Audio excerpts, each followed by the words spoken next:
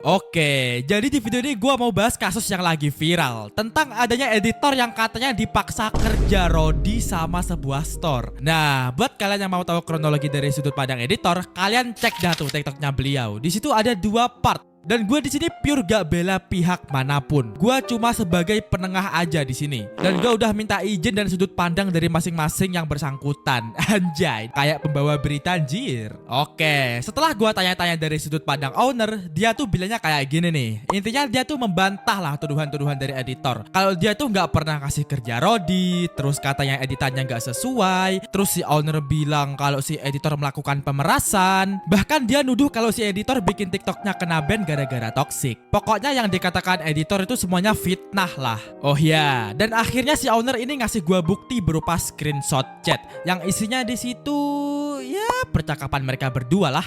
Jujur gua gak menemukan bukti yang terlalu kuat di sini. Makanya gua tanya lagi dah tuh si owner, ada bukti lain gak? Dia bilangnya gak ada. Ya udah. Nah, setelah gua mengulik-ngulik kronologi dari pihak owner, gua langsung kontak dah tuh si editor. Kita sebut aja Suki, soalnya PP-nya Suki jir.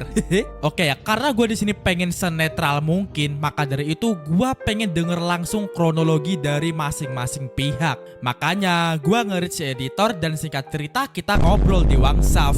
Nah, gua mulai tanya-tanya tuh soal pernyataannya si owner, bener apa kagak? Yang pertama gua tanya perihal dia bikin konten toksik di TikTok owner sampai kena ban. Dan dia jawab dia tuh nggak toksik sama sekali. Dan TikToknya tuh kena ban bukan karena toksik, melainkan pelanggaran lain. Dan plot twistnya, si Suki ngasih gua bukti kalau justru Suki lah yang disuruh toksik sama owner. Nih, kalian bisa lihat sendiri ya chatnya. Lanjut gua tanyain perihal dia disuruh kerja Rodi bikin 5 video sehari. Dan Suki jawab kalau sebenarnya si owner ini pengen naikin namanya dengan cara itu. Terus si Suki nolak karena ya si Suki masih sekolah. Nih, dikasih bukti chatnya juga. Pada akhirnya terjadi negosiasi di situ dan si Suki sepakat bikin 2 video sehari. Dan si Suki ngaku kalau dia tuh kena pressure sama si owner. Nih, lu bisa lihat chatnya.